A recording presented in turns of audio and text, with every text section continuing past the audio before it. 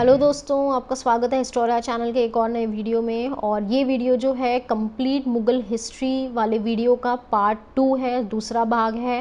पहला भाग जो है आप चैनल पर जाकर देख सकते हैं। तो पार्ट 1 में हम लोगों ने अकबर के जो टाइम पीरियड था वहाँ तक हम लोगों ने अकबर के टाइमलाइन तक डिस्कस किया था। तो थोड़ा सा उसका एक प्रीफेस मैं आपको दे देती हूँ, उसके बाद हम लोग डायरेक्टली जो है पार्ट 2 वाले सेक्शन में स्टार्ट करेंगे।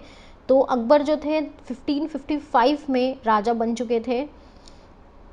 उन्होंने काफ़ी सारी जो है बैटल्स लड़ी थी, 4 से 5 उन्होंने बैटल्स लड़ी, बट मेन बैटल जो थी वो थी उनकी बैटल ऑफ पानीपत 2 और जो थी बैटल ऑफ हल्दी घाटी जो कि महाराणा प्रताप के साथ थी। तो हम लोग देख चुके हैं कि अकबर जो थे वो ना ही केवल मुग़ल साम्राज्य के लिए, मुग़ल डायनेस्टी के लिए ही बहुत अच्छे थे, पूरे भारतवर्ष के लिए ही, उन्होंने पूरे इंडियन सब कॉन्टिनेंट के लिए उन्होंने बहुत सारे अच्छे काम किए। उन्होंने जो है उस टाइम पर सती जो प्रैक्टिस होती थी उसको रोकने के लिए उन्होंने काफ़ी सारे मतलब इनिशिएटिव्स लिए। और जो विडोज़ री मैरिज होता था उसके लिए भी उन्होंने इनिशिएटिव लिया। जो मैरिज की एज होती थी वो उन्होंने कम करी। मुग़ल राजा जो थे अकबर वो काफ़ी लोकप्रिय रहे सब लोगों में।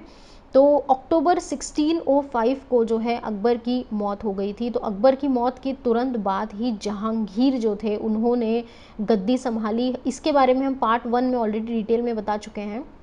उनको राजगद्दी का बहुत ज़्यादा उनको फैसिनेशन था, उन्हें किंग बनने का, एम्परर बनने का काफ़ी फैसिनेशन था। तो यहाँ तक जो है हम लास्ट वीडियो में डिस्कस कर चुके हैं। तो अब हम देखते हैं कि जहांगीर के बारे में थोड़ा सा हम देखते हैं और उनके जो आगे की उनकी जनरेशन हैं उसके बारे में देखते हैं। तो जहांगीर के बारे में जब हम लोग बात करते हैं तो जहांगीर को एक कमज़ोर और एक असक्षम शासक जो है माना जाता था, उनको उतना केपेबल नहीं माना जाता था। तो ये इसका जो रीज़न था वो यही था क्योंकि वो काफ़ी ओपियम और शराब के नशे में जो थे हमेशा इन्वॉल्व, वो इन सब चीज़ों में रहते थे। एडमिनिस्ट्रेटिव कामों में उनका जो है ध्यान कम होता था, इसीलिए अकबर भी जो थे उन्हें पसंद नहीं करते थे और अकबर अपने पोतों को पसंद करते थे ज़्यादा। तो अकबर भी जो थे वो अपने पोतों को ज़्यादा प्यार करते थे एज़ कम्पेयर टू जहांगीर। वो उनको पोतों को जो है वो एक ज़्यादा अच्छा सक्सेसर मानते थे एज़ कम्पेयर टू जहांगीर। तो जहांगीर के बारे में अगर हम लोग बात करेंगे तो नूरजहाँ जो थी उनकी वाइफ, वो उनके काफ़ी सारे डिसीजंस जो है इंपॉर्टेंट डिसीजंस लिया करती थी और इसीलिए नूरजहाँ का जो है वो कैरेक्टर हिस्ट्री में काफ़ी इंपॉर्टेंस रखता है। तो नूरजहाँ की अगर हम लोग बात करते हैं तो नूरजहाँ जो है वो जहांगीर की फर्स्ट वाइफ जो है वो नहीं थी। नूरजहाँ जो है वो पहले इनकी जो शादी है शीर अफगान नाम के एक व्यक्ति से इनकी हो चुकी थी शादी। तो हुआ ये था कि शीर अफगन जो थे उन्होंने अकबर की जान बचाई थी और इसीलिए जो है शीर अफगन काफ़ी इनकी फैमिली के जो है वो काफ़ी क्लोज आने लग गए और इसीलिए जो है जहांगीर और नूरजहाँ का जो है संपर्क बना, इनका कांटेक्ट बना। अब कुछ लोगों का ये भी कहना है कि जो शीर अफगन थे उनको मरवा दिया गया था, जहांगीर ने उन्हें मरवा दिया था ताकि वो नूरजहाँ से शादी कर सकें। 1615 में जहांगीर के समय पर ही इंग्लैंड से जो है फर्स्ट एम्बेसडर जो आया था वो आया था मुग़ल दरबार में। तो ये जो था एक कई तरीके से हम लोग इसे कह सकते हैं कि ये एक एंट्री पॉइंट था ब्रिटिश का इंडिया में। जो ईस्ट इंडिया कंपनी थी उसमें उसको हमारे इंडिया में लाने के लिए, इंडिया में घुसाने के लिए ये जो उनका फर्स्ट अटेम्प्ट जो है वो इधर से उनका स्टार्ट हो चुका था। तो जो यहाँ पर मेंशन करने वाला पॉइंट है वो ये है कि जहांगीर के इंटरनेशनल रिलेशंस जो थे, दूसरी कंट्रीज़ से जो रिलेशंस थे वो काफ़ी अच्छे थे। इन्होंने जो ऑटमन एम्पायर था और जो उज़्बेक एम्पायर जो था, जो कि सेंट्रल एशिया और जो यूरोपियन एम्पायर था, उनसे इनके जो है काफ़ी अच्छे इनके रिलेशंस थे। उनके साथ मिलकर इन्होंने सफ़ीद जो एम्पायर था, जिनको कांधार में जिनकी मुगल्स के साथ जो है लड़ाई हुई थी और उन्होंने हरा दिया था मुगल्स को, तो उनके अगेंस्ट इन्होंने ऑटोमन एम्पायर और जो उज़्बेक एम्पायर थे उनके लोगों के साथ मिल के इन्होंने जो सफ़ीद एम्पायर था उसका खात्मा करने का कोशिश करा। इन्होंने एक बहुत अच्छा उनके लिए जो है प्लान भी बनाया था। पर हुआ ये कि जो 1627 में ही जहांगीर की मृत्यु हो गई थी और इसी कारण से उनका जो ये प्लान है वो सक्सेसफुल नहीं हो पाया था। तो 1627 में जो है जहांगीर की मृत्यु हो गई थी, जम्मू एंड कश्मीर के पास उनकी जो है डेथ हुई थी। तो उसके बाद जो है उनके बेटे खुरम ने राजगद्दी जो है वो संभाली। खुरम जिसे हम लोग शाहजहां के नाम से हम लोग जानते हैं। तो ये जो थे काफ़ी बड़ी उम्र में ये राजा बने, मतलब एज़ कम्पेयर टू द इनकी जो पहले की जनरेशन्स थी उसके कंपैरिजन में इनकी काफ़ी बड़ी एज थी। 36 साल की जो इनकी एज हो गई थी, इनकी उम्र हो गई थी। शाहजहाँ इस एज में जो है राजा बने, 36 की एज में ये राजा बने। इनकी शादी, अगर हम इनका थोड़ा पहले की बात करते हैं, थोड़ा बचपन की, तो शादी जो थी इनकी वो 1612 में हुई थी मुमताज़ महल से। तो 1612 में इनकी जो है एज काफ़ी कम थी, तो यहीं पे ये इनकी शादी मुमताज़ महल से हो गई थी। और 1618 में जो है औरंगज़ेब, जो इनके शाहजहां के आगे की जो जनरेशन है, वो सक्सेसर जो है इसकी जनरेशन के, तो वो 1618 में जो है वो पैदा हो गए थे। इसके बारे में हम आगे डिस्कस करेंगे, पहले शाहजहां के बारे में थोड़ा डिस्कस करते हैं। तो 1627 में जब जहांगीर की मृत्यु हुई, बेटे शाहजहां जो हैं वो तख्त पर बैठ गए, तो उसके 2-3 साल बाद ही जो है 1630 में, 1630 में जो ऐसा अकाल पड़ा, आपको पता होगा कि डेक्कन फेमीन जो था पड़ा था, मतलब जो डेक्कन रीजन था, गुजरात रीजन था, उसके अंदर भूखमरी फैल गई थी। तो 1630 से लेके 1632 तक जो है ये अकाल जो है रहा 2 साल तक, और 20 लाख लोगों की जो है करीबन इसमें मौत हो गई थी। तो ये 2 साल जो थे वो as a king, as a राजा के तौर पे उनके लिए बहुत ही भारी थे शाहजहां के लिए। इसके बीच एक और जो है दुखद घटना इनके साथ हुई कि शाहजहां की जो पत्नी थी मुमताज़ महल, उनकी मौत हो गई। तो ये काफ़ी क्लोज़ थे मुमताज़ महल से, तो ऐसा ये इंसिडेंट होने के बाद उनकी जो सबसे बड़ी उनकी जो बेटी थी जहानारा बेगम, ये भी काफ़ी हिस्ट्री में काफ़ी पॉपुलर हैं। ये इनको जो है एकदम से सदमा लग गया था, क्योंकि काफ़ी क्लोज़ थी अपने मदर के। जहानारा को जो है एक समय पे मुग़ल एम्पायर का एक बहुत ही पावरफुल पार्ट जो है माना जाता था, और ये जो है शाहजहां के काफ़ी, ये मतलब अपने पिता के जो है काफ़ी करीब थी और काफ़ी काबिल भी थी, ये काफ़ी पॉलिटिकल डिसीजंस भी जो है उस टाइम पे लिया करती थी। तो इसी तरीके से जहानारा बेगम जो है वो भी हिस्ट्री का एक बहुत इंपॉर्टेंट पार्ट है मुग़ल हिस्ट्री का। तो जैसे ही ये चीज़ हुई, जहानारा बेगम जो है वो एकदम उदास हो गई थी, तो ये देखकर शाहजहां जो है वो भी बिल्कुल टूट गए थे। और यहीं पर जो है 1632 में, 1632 में ताजमहल का जो है आगरा में कंस्ट्रक्शन शुरू हो गया था। तो ताजमहल में भी आप लोगों को पता है कि बहुत ज़्यादा इसमें जो इन्वेस्टमेंट उस टाइम पे लगा था। तो जहानारा के 2 भाई थे, दारा शिकोह और औरंगज़ेब। तो आगे हम लोग देखेंगे कि कैसे इन लोगों में एक वॉर ऑफ सक्सेशन जो है वो हुआ दारा शिकोह और औरंगज़ेब में। 1657 में एक इवेंट होता है कि जो शाहजहां थे उनकी तबीयत जो है वो बहुत ज़्यादा ख़राब हो जाती है, और औरंगज़ेब जो है वो उन्हें कहते हैं कि अब आप जो है राजगद्दी जो है, जो एडमिनिस्ट्रेशन एम्पायर का जो है, आप नहीं संभाल पाएंगे। उनको इनकेपेबल वो डिक्लेयर करके उनको हाउस अरेस्ट में ये रख देते हैं। तो ये जो इवेंट हुआ था, ये हुआ था 1657 में। तो इनके जो है 4 बेटे थे, दारा शिकोह, शाह शुजा, औरंगज़ेब और मुराद। तो ये इनके बीच में जो है वो वॉर ऑफ सक्सेशन हमेशा होता रहा। पर जो जहानारा बेगम जो थे, जो उन्होंने अपने दारा शिकोह, अपने जो बड़े भाई थे, उन्हीं का हमेशा से साथ दिया था। काफ़ी बीमार रहने के बाद जो है 1666 में शाहजहां की जो है वो मृत्यु हो गई थी, उनकी डेथ हो गई थी।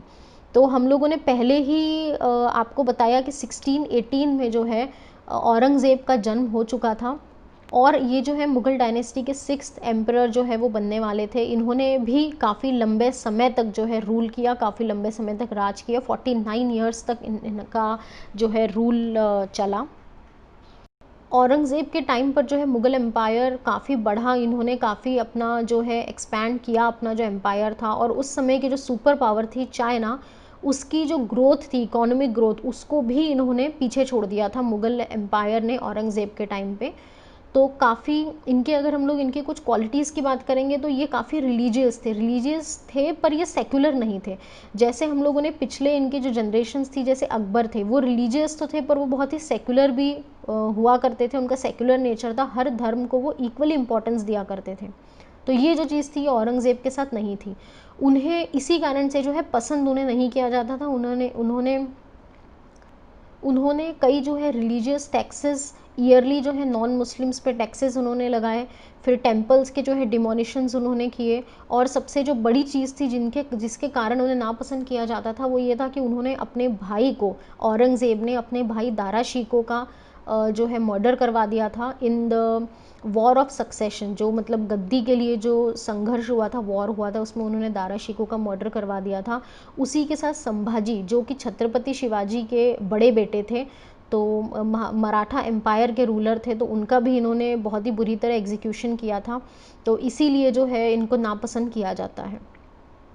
इनके एक्सपेंशन की अगर हम लोग बात करते हैं कि कैसे इन्होंने अपना जो एम्पायर इतना बढ़ाया, तो इन्होंने स्टार्ट किया था जो है 1663 से इन्होंने लद्दाख में इन्होंने कंट्रोल लिया, फिर उसके बाद में बीजापुर का कंट्रोल लिया, गोलकोंडा का कंट्रोल लिया, और गोलकोंडा में जो था डायमंड माइंस थे, तो 1657 में जो है इन्होंने जब इसका कंट्रोल लिया, गोलकोंडा का जो है 1657 में लिया था और लद्दाख का 1663 में लिया था, तो गोल्ड माइंस का, सॉरी, जो डायमंड माइंस थे उसका इन्होंने काफ़ी कंट्रोल ले लिया, तो मुग़ल और मराठा जो वॉर हम लोग सुनते हैं, मुग़ल मराठा वॉर, जो कि हिस्ट्री का एक बहुत इंपॉर्टेंट पार्ट है, वो जो है बीजापुर फोर्ट के अटैक के बाद ही जो है स्टार्ट हुआ था। तो उस समय छत्रपति शिवाजी जो थे वो थ्रोन पे थे, वो राजा थे।